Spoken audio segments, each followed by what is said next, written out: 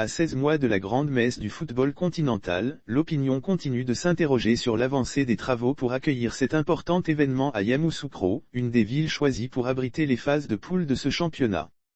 Le dernier passage en Côte d'Ivoire du secrétaire général de la CAF et de sa délégation en rajoute à cette grande interrogation, eux qui ont royalement ignoré, dans le cadre de la visite des villes devant abriter cette compétition internationale, Yamoussoukro.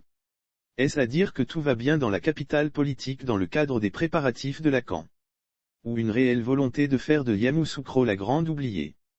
Quand on sait que la CAF a récemment dénoncé la non-conformité du stade de Yamoussoukro aux normes internationales aux fins d'accueillir des matchs officiels, il est fort à craindre pour les réceptifs hôteliers, les routes, la fourniture en électricité et en eau, la desserte de la couverture réseau Internet parce que tout est lié pour la réussite de ce rendez-vous sportif dans la capitale politique ivoirienne. Pour en avoir le cœur net et être véritablement situé sur l'avancement des travaux, nous avons fait une incursion dans la ville. Malheureusement, toutes nos tentatives pour joindre Madame la Présidente de la Commission Hébergement et Restauration du Cocan ont été vaines. Néanmoins, nous avons pu observer que Yamoussoukro a fait sa cure de jouvence avec la voirie. Toutes les principales rues de la ville qui mènent au stade en construction ont été réhabilitées. Mais au niveau de l'hébergement, c'est la grande inconnue. Les principaux hôtels de l'État, les plus grands de la ville, en l'occurrence l'hôtel président et l'hôtel des parlementaires, qui attendaient leur rénovation pour accueillir les officiels et les pays hôtes à cette CAN continuent toujours de croupir dans leur même état. Il nous est revenu que les travaux de rénovation de ces hôtels qui avaient été annoncés à grande pompe sont restés depuis lettre morte.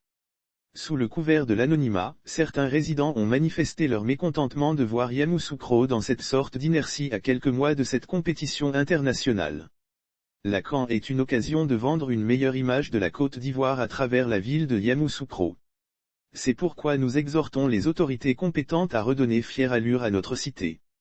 Pour un autre résident, l'hôtel président qui est la vitrine de Yamoussoukro doit être entièrement et complètement rénové pour accueillir nos illustres hôtes lors de la prochaine CAN. Et un autre de renchérir, Yamoussoukro ne doit pas être la grande oubliée dans cette CAN. Si la ville a été choisie, il faut que les autorités mettent tous les moyens à disposition pour ne pas qu'on ait honte, faute d'infrastructures adaptées pour cet événement de taille.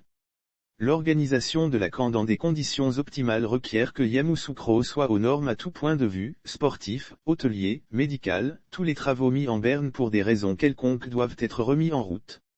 La mise à niveau des hôtels dans la capitale politique devra constituer une priorité pour le Cocan parce qu'apparemment, Yamoussoukro baigne dans un semi-coma à quelques mois de la CAN.